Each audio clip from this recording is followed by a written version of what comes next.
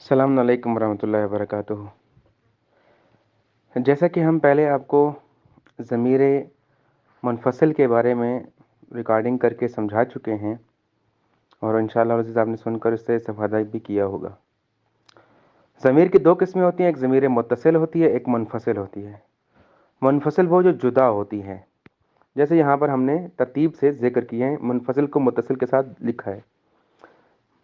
منفصل کو گسستے کہتے ہیں اور متصل کو پیوستے کہتے ہیں۔ منفصل کی کون کون سے سیغے ہیں؟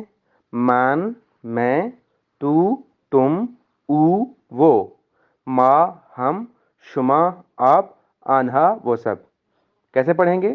من، تو، او، ما، شما، آنہا۔ اب اگر ہم نے اس کو متصل کرنا ہے تو متصل کے انشاءاللہ میں تفصیلاً بعد میں بتاؤں گا، لیکن یہاں ذکر یہ ہے کہ من کا جو معنی کرتے ہیں نا میں، اور متصل کے لیے ضمیر کون سی آتی ہے؟ ام آتی ہے۔ جیسے مادرمان یعنی مادرم، میری ماں۔ تو متصل وہی میری، تیری، اس کے معنی میں استعمال ہوتے ہیں۔ ام، ات، اش، ایمان، اتان، ایشان۔ ام، ات، اش، ایمان، اتان، ایشان۔ یا اس کو ایسے بھی پڑھ سکتے ہیں، ام، ات، اش، مان، تان، شان۔ ام میری، ات تیری، اش اس کی، مان ہماری، تان آپ کی، شان ان سب کی۔ اس کو جملوں میں کیسے استعمال کریں گے لفظ کے ساتھ؟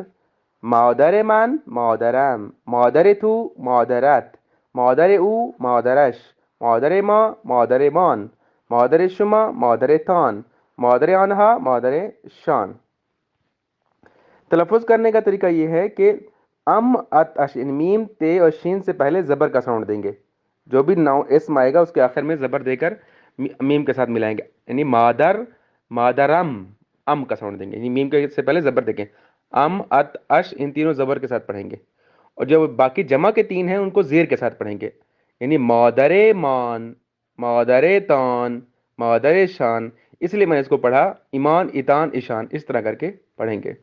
انشاءاللہ اس کے مزید جملے بنائیے مزید طریقہ کار کے ساتھ، تاکہ آپ کو اچھے سے یاد ہو جائے۔ والسلام علیکم ورحمۃ اللہ۔